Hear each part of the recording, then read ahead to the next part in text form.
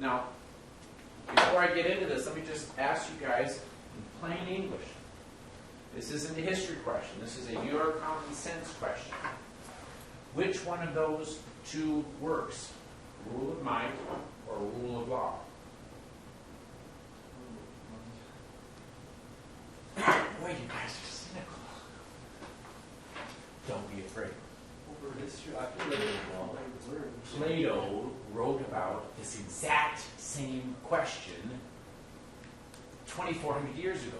Plato's Republic, that's the whole story. Which is more powerful, the rule of might or rule of law? This is one of these kind of universal questions, philosophical questions, doesn't go away. It's part of human nature. The Greeks are talking about it, the Romans are talking about it. It's constant. And here we see it in action in the 20th century. And I don't mean to say you guys are cynical, like it doesn't make sense to think that the rule of might is more powerful than the rule of law, because often it does. Of course, who won World War II? rule of law. And how did that happen? Who won the Persian Wars between the Greeks and the Persians? And how did that happen? Why did it happen? And keep in mind, Plato is clearly thinking about these types of things too in his recent history. The rule of power seems like it should work because it's force, right? You're going to force them to do this. But what's the biggest weakness of the rule of power? Somebody else always have more power. And so it's actually extremely expensive because you have to force people to follow your will. That's expensive. And I mean that not in terms of money. I mean that in terms of resources. In the end, who wins the Cold War? And why? Did we go in and take over the Soviet Union? What did the Soviet Union do? They collapsed. Because? They put too much money into the military. It's too expensive. And it's not just money. You're forcing people to do what you want them to do all the time. And you can do it for the short term, but you can't do it for the long term. That was Plato's argument, by the way. That it may look like it's more powerful. Frequently, it does. When some big bully wants to take your money, and you're in the right, and you're going to argue with them, with good words, you may lose that battle. Okay? But in the long run, the bully will lose. That's his basic argument. And in the same thing, we could see this historically. But this isn't a slam dunk issue. Because I'll throw one else in there. If you adhere to the rule of law, so let's say you are actually someone who abides by the laws you create. So if you decide we're not going to create these weapons, if you say we're not going to violate these rules, this is my agreement. We are going to have these rules of war and we're going to stick to them. And then you are negotiating with somebody on the other side who does not respect law at all. Then what's going to end up happening? So you sit to it, and I'll just give you an example. We're going to see this with World War II. We negotiate with Hitler.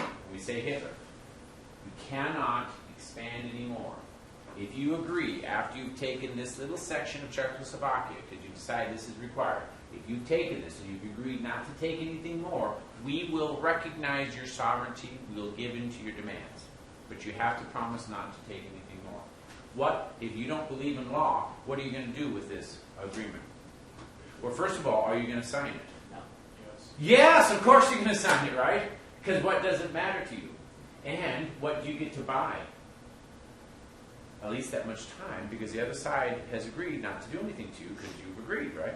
But then, does it stop you from doing what you want to do? Okay. It's just a piece of paper. And we'll take it one step further. So we're Iraq.